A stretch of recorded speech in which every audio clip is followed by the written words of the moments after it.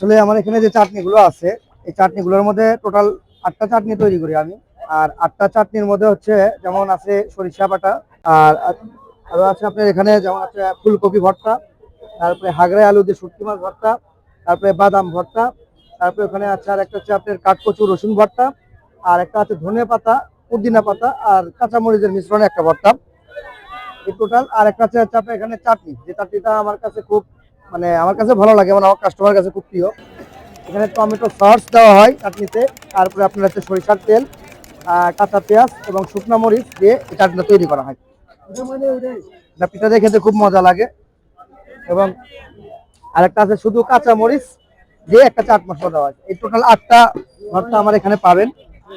আর 16ই ডিসেম্বরের পর থেকে আমার এখানে আরো দুটো পিঠার আইটেম বাড়বে, যেমন কুশলি, ঝাল কুশলি, এবং আরো একটা হচ্ছে চাপড়ি, ঝাল চাপড়ি। এই দুটো আইটেমের পিঠা আমি বাড়তি করব।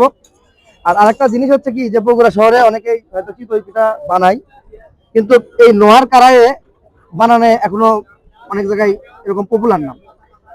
শুধুমাত্র এখানে বগুড়া শহরে আমি একাই এরকম নোয়ার কারাই আমি তৈরি করি, অন্যান্য জায়গায় সব খোলাই তৈরি করে। আসলে অনেকে জিজ্ঞাসা করছে যে আসলে নোয়ার কারায়ে তৈরি করেন না কিসের জন্য, করছে এরকম নোয়ার কারায়ে চেষ্টা করছে, তারা করতে পারে না। এবং নোয়ার কারায়ে পিঠাগুলো খুব ভালো হয়, এর সাথে খুব ভালো হয়। এখানে আপনার ডিম পিঠা হয়, তারপরে চিতই হয়, সাদা চিতই, এই দুটো আইটেমই আছে, দুটা পিঠাই আছে। আর ডিম পিঠাগুলো আপনার ডিম পিঠাতে দেওয়া হয়, আপনার যেমন ডিমটা ভাঙার পরে এখানে চাট মশলা দেওয়া হয়, বিট লবণ দেওয়া হয়, দিয়ে আপনার পিঠাটা ছড়ার পরে একটু ছড়াই দিয়ে তারপরে ডিম ছড়া হয়।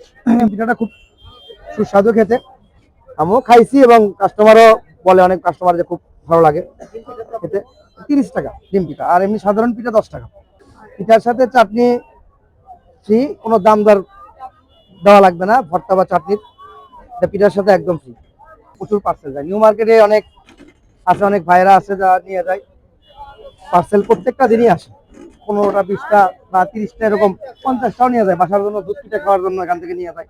এটা লোকেশন ফতে আলী মাজার গেট, বগুড়া সদর।